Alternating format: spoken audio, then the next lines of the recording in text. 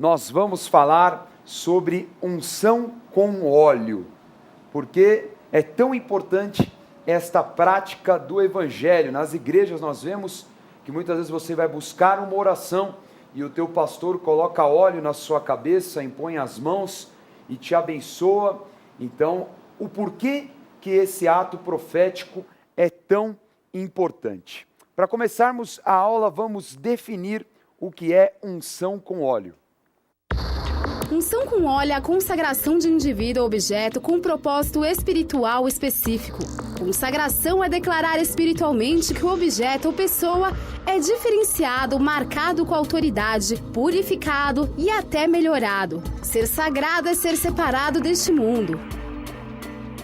Então você viu aí que o óleo é a representação de uma consagração. Então você separado do mundo, você distante, você diferente de qualquer aspecto humano. E obviamente através da imposição da oração, que é a manifestação da fé, então a pessoa ela recebe autoridade, ela recebe capacidade espiritual que vai diferenciá-la no mundo espiritual. Então é importante entender que a marca do óleo era uma marca de diferenciação e, é claro, da manifestação do Espírito Santo de Deus através dessa marca. Consagração é uma palavra muito interessante, muito importante e aparece muitas vezes na palavra de Deus, não é, Bispo G? É verdade, a palavra malê ou malá, que quer dizer estar com as mãos cheias. É engraçado isso, né? Porque é um termo que parece fora do contexto, mas não é. Porque tudo que era consagrado, levado ao Senhor, eles levavam com as mãos cheias, eles não levavam pouca coisa. Então, o termo encher as mãos é que ficou como o termo, que é o termo malê, que ficou de consagração. E isso, inclusive, a gente vê, né? Porque havia uma tribo que tinha recebido uma maldição, a tribo de Levi, e um dia eles se consagraram, eles encheram as suas mãos para defender o chamado, defender a santidade de Deus. E o que aconteceu? De malditos, eles se transformaram naqueles que cuidavam das coisas de Deus.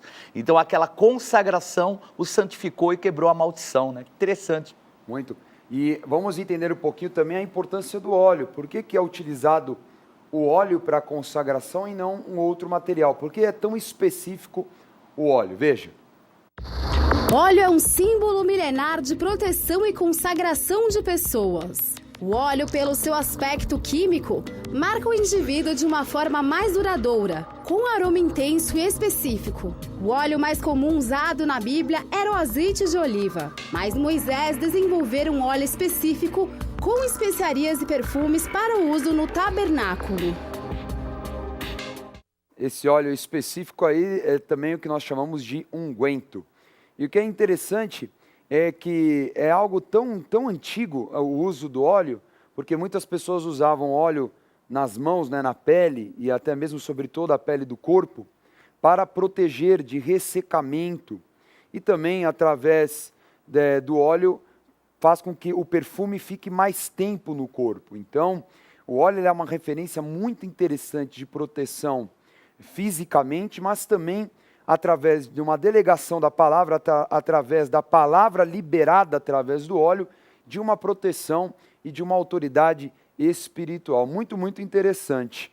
Não é, Bispo G? Você vê que o óleo era algo muito, muito utilizado, principalmente no Velho Testamento, para outras coisas também, né? É, porque o óleo, né, inclusive a palavra shemen, além de ser o óleo, azeite de oliva e outros tipos de óleo, até a gordura, né?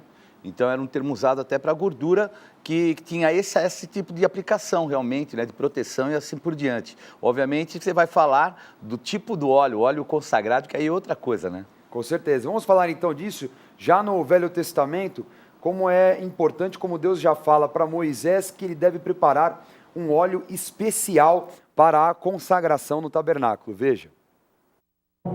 Vamos lá, Êxodo capítulo 30, versículos 23 a 30. Tu, pois, toma das mais excelentes especiarias, de mirra fluída, 500 ciclos, de cinamomo odoroso a metade, a saber, 250 ciclos, e de cálamo aromático, 250 ciclos, e de cássia 500 ciclos, segundo ciclo do santuário, e de azeite de oliveira 1 hin. Disto farás o óleo sagrado para unção, o perfume composto segundo a arte do perfumista. Este será o óleo sagrado da unção. Com ele ungirás a tenda da congregação e a arca do testemunho, e a mesa com todos os seus utensílios, e o candelabro com seus utensílios, e o altar do incenso, e o altar do holocausto com todos os utensílios, e a bacia com o seu suporte. Assim consagrarás estas coisas, para que sejam santíssimas. Tudo o que tocar nelas será santo.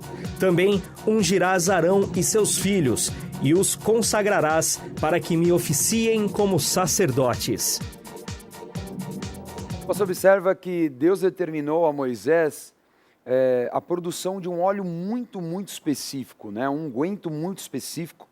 E ele tem um aroma extremamente forte. Então ele é um aroma que caracterizava aquela consagração, também espantava insetos e coisas do gênero.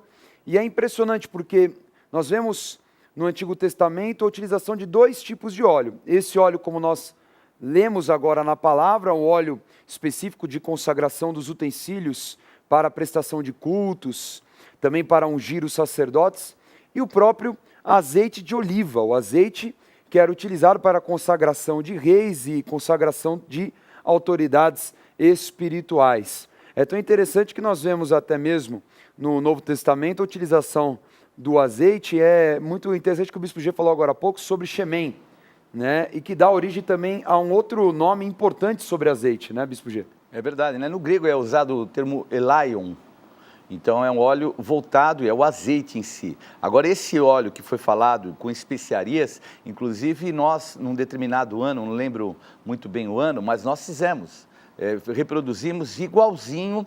E foi uma experiência fantástica, né? Porque o aroma dele, inclusive, em algumas pessoas, aonde esse óleo tocava, ficava até meio avermelhado, assim, daquilo que era a essência.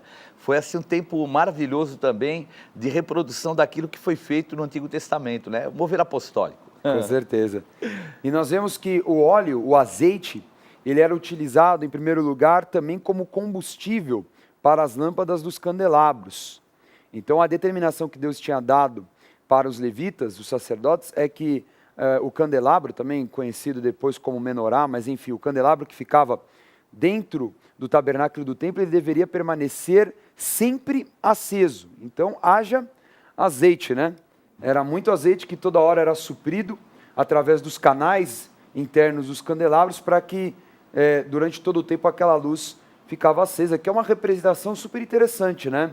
Do fogo do Espírito Santo, a chama viva no teu interior, que fica acesa, ela fica viva através do óleo, da unção, né? Daquilo que é a manifestação do Espírito Santo. Amém. Além de interessante a gente ver o que é a consagração, né? Porque esse óleo, né, o Shemen Kodesh, óleo sagrado, porque Shemen seria um óleo, ou o próprio óleo que usaria para várias funções, mas quando ele era consagrado, aí é que era o diferencial. Eu estava lendo até, muito curioso, porque como eram consagrados todos os itens que tinham ali dentro do tabernáculo, por exemplo, se algo quebrasse, vamos dizer, você tinha uma peça e ele quebrasse, você não podia jogar fora.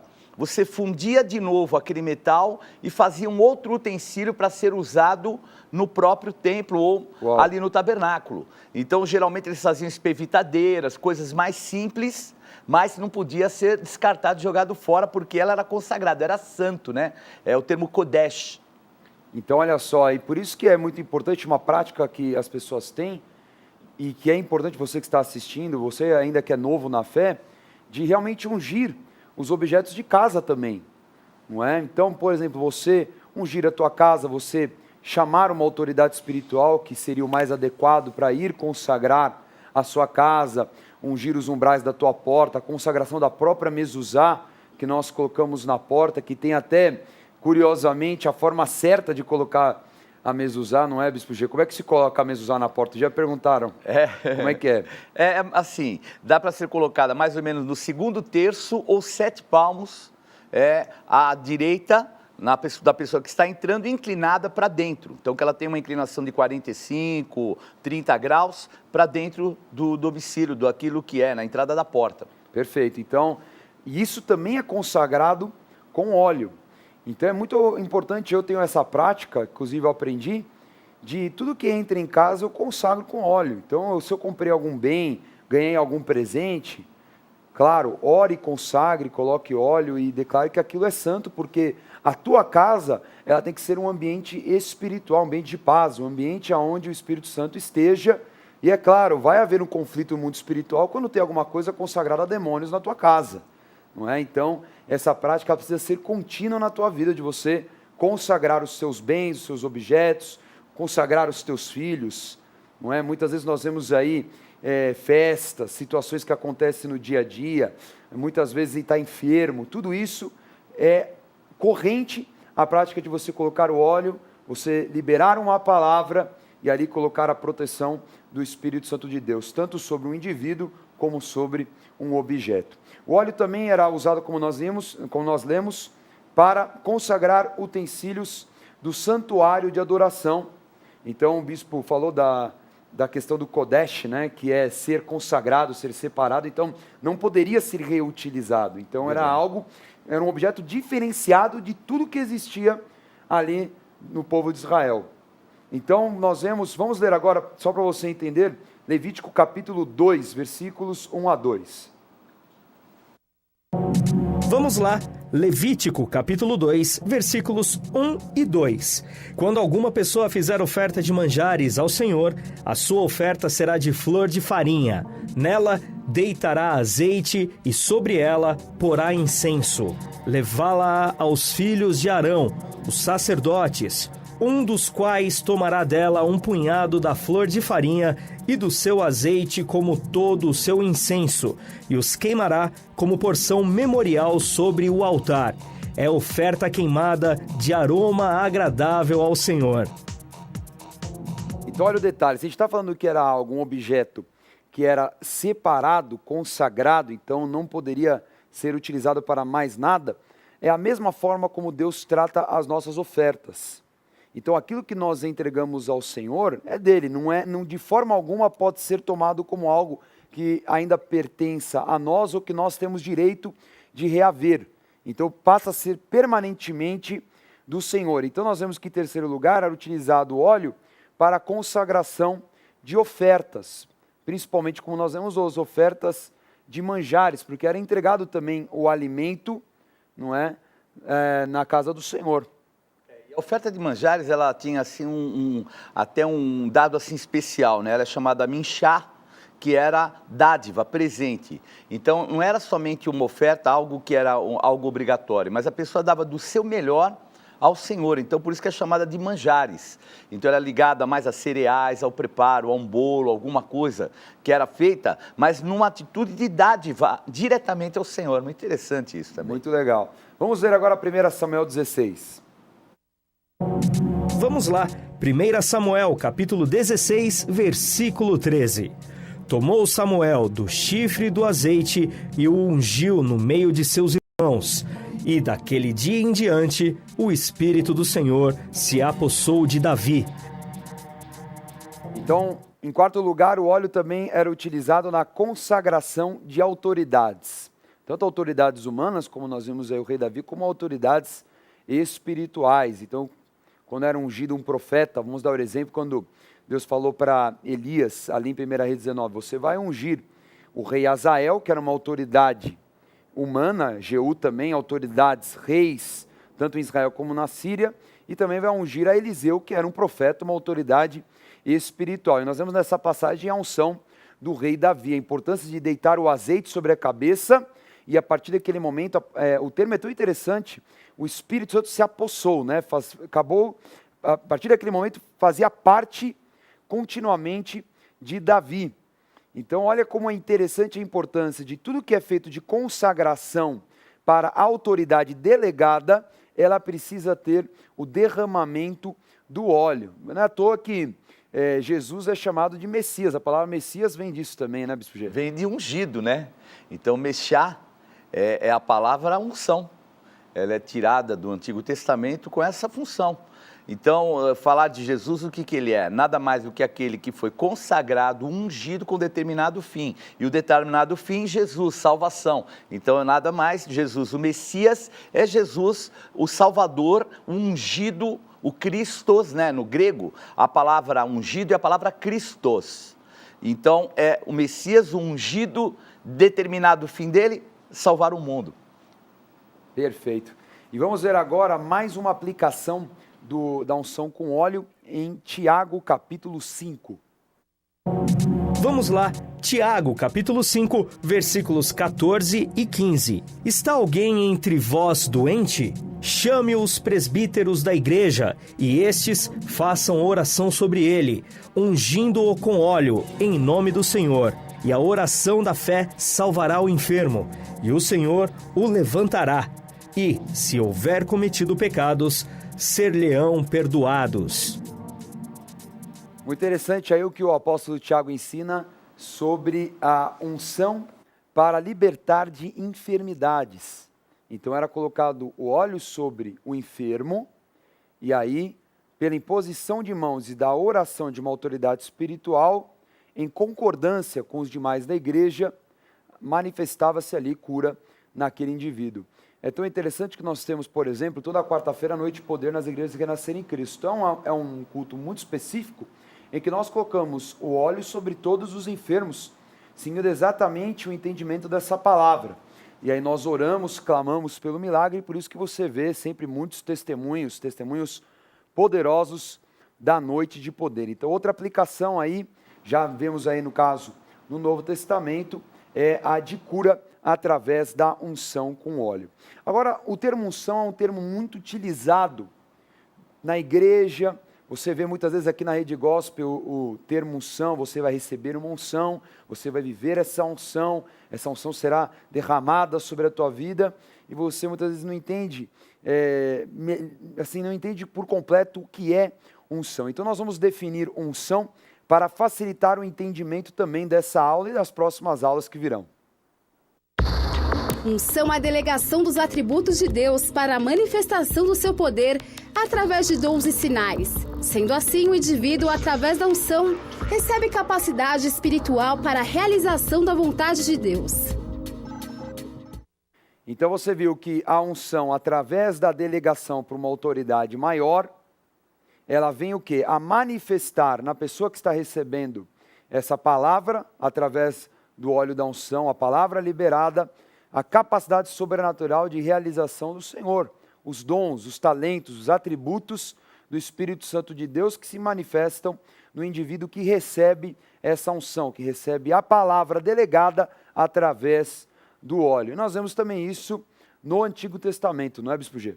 É verdade. Então, a unção, o que ocorre é que às vezes a religiosidade, ela a coloca e dá uma conotação de algo que é misticismo. E isso não é misticismo, você falou uma palavra muito importante, é sobrenatural. Porque o mover que há no mundo espiritual, ele se manifesta na terra. E a mesma coisa, como é que se manifesta na terra? É quando nós tomamos posições proféticas aqui na terra, ela se manifesta no mundo espiritual. E o óleo, ele tem esse atributo, um atributo físico que se manifesta como um ato profético, onde a oração, a consagração faz com que se cumpra aquilo que são sinais, prodígios, maravilhas, são as credenciais do apostolado nas pessoas. Então, muitas vezes as pessoas atribuem isso como se fosse um misticismo e está errado. Então, por exemplo, mas por que eu tenho que pôr a mezuzá? Ela é um referencial, é místico? Não, de maneira nenhuma. É espiritual, tanto que o Senhor falou para ungir os umbrais da porta. Por quê? Porque ali vai se manifestar algo físico como um elemento profético, onde no mundo espiritual, ali as entidades não podem entrar. Então nós temos que compreender isso e entender que o mundo sobrenatural existe e a gente tem que manifestar do mundo natural. E sabe o que é interessante? Que é uma questão até mais, eu vejo até por uma disciplina. Uhum. Porque quando a pessoa ela coloca a mezuzá, óbvio, ela não pode ter aquilo como um amuleto, como um santo, como práticas religiosas que ela tinha no passado. É, um patuá, né? Não é? Exatamente. Mas ela traz também um entendimento. Eu vejo muito isso. Quando eu passo toda vez da porta da minha casa, eu vejo a mezuzá, eu olho e ela traz a consciência daquilo que são as bênçãos, daquilo que são as palavras proféticas. Então acaba se tornando uma disciplina, porque a realidade é a seguinte: o ser humano, principalmente a nossa geração, a geração contemporânea, ele tem um vínculo associativo mental às imagens. Mas a gente não pode ter isso como um amuleto, que aquilo, se apegar carnalmente àquilo, mas entender que quando eu vejo aquele referencial no umbral da minha porta, me traz à memória a importância daquela consagração na minha casa. Por quê?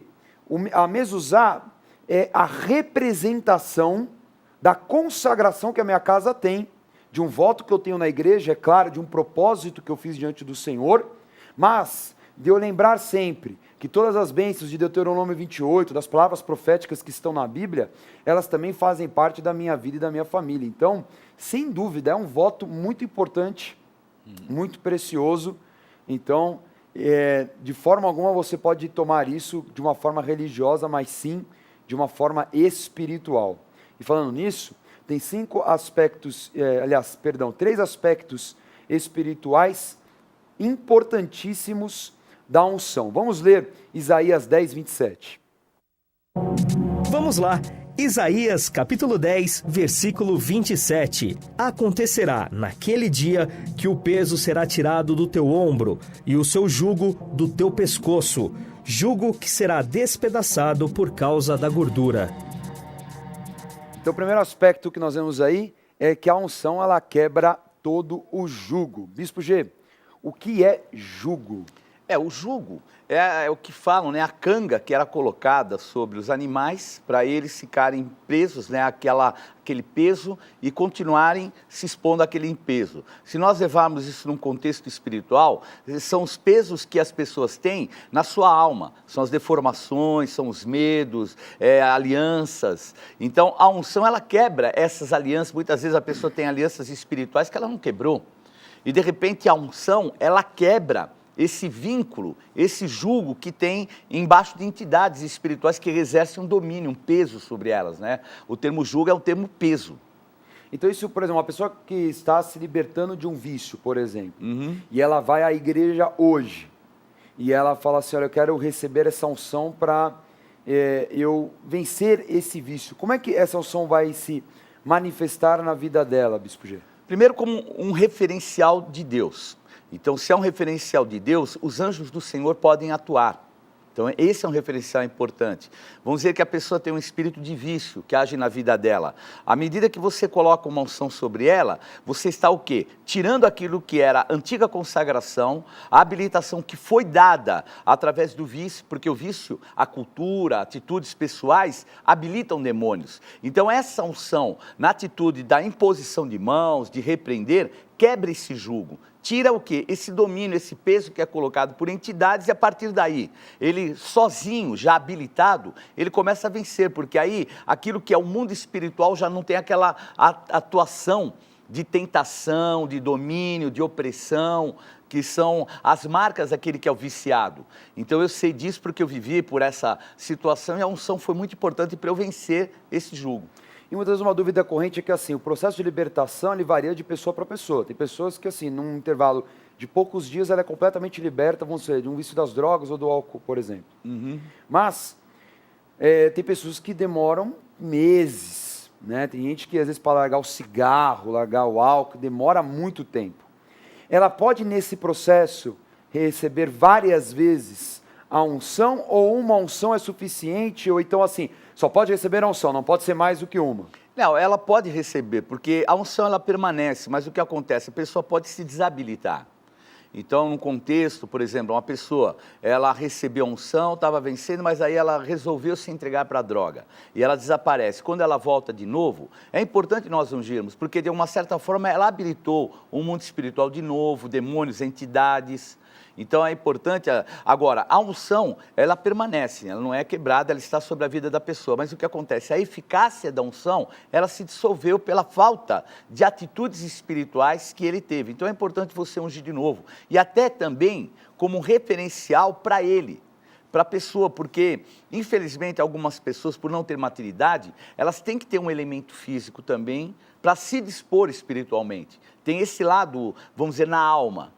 não só no espírito, mas age na alma, né? Então, tudo que é ligado à palavra de Deus tem eficiência dos dois lados. Então, a Bíblia diz que a palavra de Deus, ela é uma espada de dois gumes e ela separa medulas, né? E ela alcança alma e espírito. Então, ela tem essa conotação. E aquilo que é espiritual é para atingir a alma, mas é para atingir o espírito também. Por isso que quando a gente tem campanha de jejum e algumas palavras muito específicas na igreja, aí existe uma unção coletiva. Não é? Porque ali é uma habilitação específica que você vai receber. Então, por exemplo, vamos falar de uma consagração de uma campanha de jejum. Nós ungimos no primeiro dia e no último. Então, é uma unção específica para consagrar o tempo do jejum que vai acontecer, e a outra é a unção da constituição, de encerrar esse ciclo de jejum e falar que tudo aquilo que foi liberado, a pessoa está se apropriando, está sendo constituída, está se habilitando completamente. Se você vê como o mesmo óleo da unção, mas com objetivos diferentes. E é interessante sobre a habilitação, porque assim, às vezes a pessoa ela recebe uma unção e de repente não acontece aquilo que deveria acontecer. Aí as pessoas vão falar, poxa, foi culpa da unção? Ou a pessoa que ungiu, o que aconteceu? Mas eu vou dar um exemplo, o que é habilitação? Então todos nós temos, né? Quem dirige tem carta de habilitação, ou deveria ter. Mas tem pessoas que têm carta de habilitação e não dirigem. Porque não se dispõe a dirigir. Quer dizer, está habilitada, mas não dirige. E, pelo contrário, tem pessoas que dirigem e não têm habilitação para dirigir. O que vai acontecer? Se um policial as prender, não tem desculpa. Não, eu dirijo muito bem, eu dirijo desde os 13 anos. Não, teu carro vai ficar retido porque você está sem habilitação. Então, não adianta a unção se a pessoa não se habilita, e também é importante que a pessoa seja ungida para que a habilitação se manifeste. Porque tem pessoas que falam, não preciso do óleo. Precisa. Com certeza precisa para ter esse referencial diante do mundo espiritual.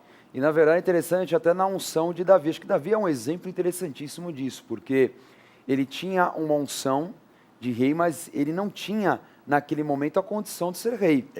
Porque havia um rei vigente, que era o rei Saul. E também porque ele não estava preparado para ser rei. E era na verdade uma unção que o liberou a um tempo de conquistas de habilitações para ser depois ungido em Hebrom, em 2 Samuel 5, para ser constituído. Então são duas unções diferentes. Verdade. Uma unção que o habilita a viver um ciclo de preparação, então como se eu tivesse iniciado um jejum. E depois uma unção que é a constituição, que sela que ele tem o conjunto de todas as habilitações para então exercer a função de um rei, no caso de Davi. E o apóstolo, numa campanha, que seria isso mesmo, da unção à constituição. Isso, eu lembro. Ele deixou muito claro esse processo, é tremendo, né? Porque você vê, mal ele recebe a unção, de repente o pai já o envia para levar lá o queijo, para ver como é que estão os irmãos, e ele já encara o gigante. Logo depois, olha o que é a unção. A unção criou no mundo espiritual as oportunidades. Aí ele chama Saul para que ele seja o seu escudeiro. E olha mais, aí essa unção que estava sobre ele já o habilita no mundo espiritual, porque o Senhor manda um espírito maligno sobre Saul. E só Davi dedilhando a harpa, ele era músico, é que saiu o demônio. Então vejam, não adiantava só ele ser um grande pastor ou ele ser um grande guerreiro, se a unção óleo não estivesse sobre ele, o habilitasse, porque a habilitação traz as oportunidades. E as oportunidades que surgem através dessa unção que está sobre ela, que são os atributos de Deus sobre ela, é que a pessoa chega à constituição, né? E é tão impressionante. Vamos ler 1 João 2,27, que ilustra o que nós estamos falando. Vamos lá. Primeira carta de João, capítulo 2, versículo 27. Quanto a vós outros, a unção que dele recebestes permanece em vós, e não tendes necessidade de que alguém vos ensine, mas como a sua unção vos ensina a respeito de todas as coisas, e é verdadeira, e não é falsa, permanecei nele, como também ela vos ensinou. Então nós vemos aí o segundo aspecto da unção, que é de capacitação, de ensino, de entendimento, de conhecimento. Então você vê que muitas vezes a pessoa, ela recebe o óleo, ela recebe esta unção, e até a personalidade dela é mudada. Porque eu acredito muito que aquela unção ela criou uma dinâmica diferente na vida de Davi, até pelos resultados que ele teve depois. Ele matou um leão e um urso, mas Golias era um outro patamar espiritual de desafio. Acho que haviam muitos músicos naquela época, mas só um dedilhava a harpa e o demônio saía. É verdade, não tem nem dúvida. E um lado importante, Dani, porque como a unção, ela nos ensina a respeito de todas as coisas, não há ninguém substituível. Então, quem está indo embaixo do envio tem que vigiar nisso, porque às vezes a pessoa toma para si algo que, como pessoal, eu sou muito bom, eu sou um cara esclarecido, eu sou inteligente, mas é a unção que faz o diferencial. E isso é uma marca. Vejam que Saul, com todas as características que ele tinha humanamente, que ele realmente tinha sido um homem que tinha um padrão humano muito bom, de repente ele esvaziou a unção. Ao contrário de Davi, que fez com que a unção se manifestasse até a sua constituição. Então a unção vamos dizer, de Saul não foi tirada, tanto que Davi não queria tocar no ungido de Deus, mas ela se esvaziou pelo elemento espiritual, porque ele já não buscava o Senhor, ele buscava subterfúgios humanos, ele buscava aquilo que era a sua condição humana, e a condição humana não fazia o que a unção iria manifestar. Com certeza. Então vamos ler aí para terminar o último aspecto da unção, que está em Romanos 11, 29. Vamos lá, carta aos Romanos, capítulo 11, versículo 29. Porque os dons e a vocação de Deus são irrevogáveis. Então, como o Bispo G falou, a unção ela é irrevogável, ninguém pode tirar a unção de você. Uma vez que você recebeu, não é? Ela faz parte para sempre da tua vida. Agora, tem que ver o que você faz com a sua unção, não é? Eu costumo falar que a unção é como um violão. Então, quando você recebe um violão, está lá para sempre. É um violão que ninguém pode tirar de você, mas se você vai tocar bem ou não, aí depende de você. É verdade. Não e é? tem gente que sabe tocar, mas depois desaprende por não usar mais. Exato. Né? Isso é interessante, porque depois que você fica muito tempo sem a prática de qualquer atividade física, ou, por exemplo, um instrumento, por mais que você tenha um entendimento, demora um tempo para você voltar a ter o ritmo. É verdade. Não é? Então, por isso que você tem que sempre manter a tua vida numa ascendente, numa constância, né? Não ser uma pessoa, como fala Tiago, de ânimo dobre, né? Uma hora tá bem, uma hora tá mal, uma hora tá na pegada na igreja, outra hora tá caído totalmente, aí não dá. Então, a tua vida tem que ser uma vida de persistência, né? Até o termo melhor seria perseverança. De o tempo todo, né, estar relacionado com o Espírito Santo, de vitória em vitória. E de submissão e cobertura.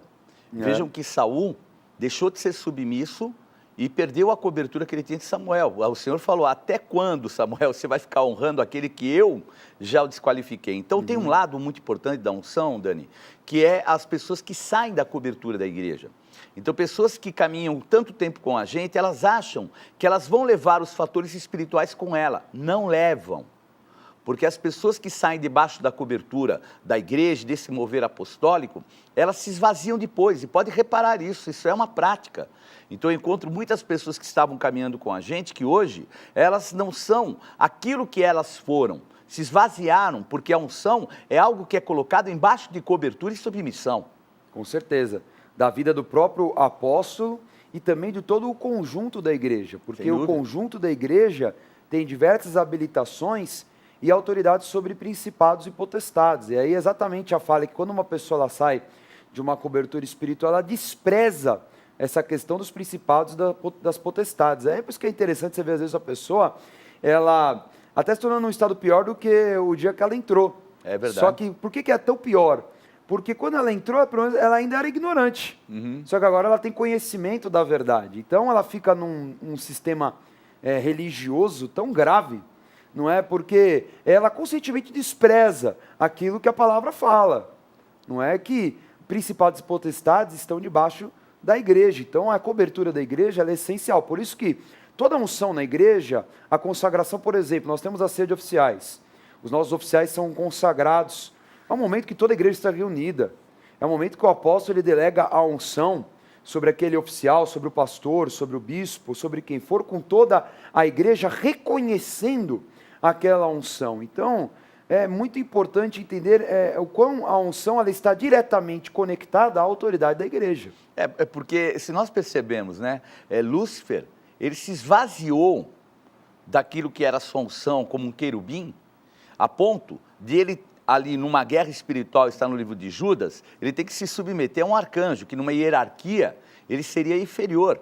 Mas o que acontece? Esse arcanjo era submisso. E Lúcifer, insubmisso, é derrotado. É o momento em que fala a respeito de lutar pelo corpo de Moisés, né? Então vejam como é o mundo espiritual. E as pessoas podem se esvaziar mesmo. Elas se desabilitam daquilo que é a unção que receberam.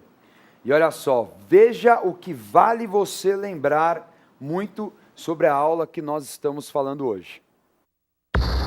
Vale lembrar que a manifestação do poder do Espírito Santo de Deus não depende de regras mecânicas. A unção é produzida pela delegação, pela palavra e pela fé. Não devemos usar o óleo como um amuleto. O poder está vinculado ao nome de Jesus em espírito.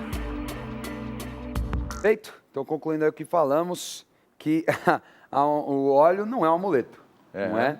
Mas é algo importantíssimo e é um símbolo material daquilo que espiritualmente há de se manifestar. Vamos agora recapitular a aula de hoje. Hoje estudamos sobre a unção com óleo, que é a delegação dos atributos e autoridades de Deus através da consagração do indivíduo com óleo e imposição de mãos. O óleo é um símbolo milenar de proteção e consagração.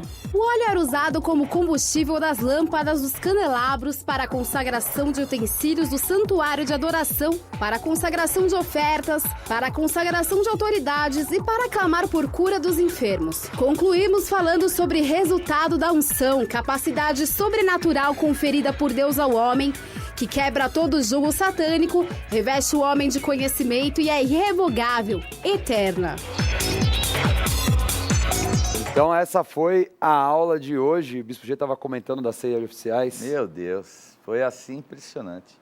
E a gente percebe que foi uma unção especial, porque já no domingo ela se manifestou na minha vida, foi algo assim impressionante. O que o apóstolo nos trouxe sobre portas, né, portas apostólicas e espirituais, aquilo que nós recebemos, é tremendo. E quando a gente se abre para esse mover, meu Deus, é demais, né? E vivemos isso e temos certeza que você tem muitas unções para viver e receber ainda. É verdade, por isso que é tão importante participar de cada Santa Ceia de oficiais, dos cultos, das campanhas de jejuns, de tudo isso, porque cada um desses momentos tem uma habilitação muito específica. Então, sempre esteja antenado na Agenda Renascer. Falando nisso, vamos ver aí o quadro Acontece. Não perca a oportunidade de se aperfeiçoar mais no conhecimento da Palavra de Deus e desenvolver seu ministério. Participe dos cursos do Centro de Estudos Apostólico. Para mais informações, acesse ceaapostólico.com.br ou entre em contato pelo telefone 11 3203 0641.